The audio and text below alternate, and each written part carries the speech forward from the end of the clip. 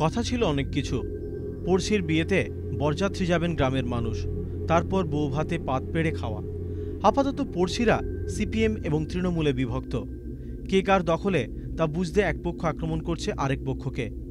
ভোর রাতে বাসুদেব দলুয়ের গোলায় আগুন লাগার পর সে পথ ধরেই ঘরে ঢুকলেন গৃহলক্ষ্মী। ভেঙে যাওয়া চালে তখন উকি দিচ্ছিল লক্ষ্মীর সরা।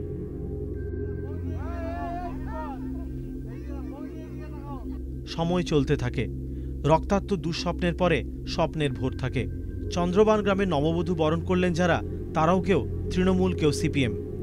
নতুন বধূর বেশে গ্রাম বাংলায় এই মেয়েটিও বোধহয় শ্বশুর বাড়ি এসে আর 5 জনের মতো শান্তির সংসার চান শান্তির গ্রাম।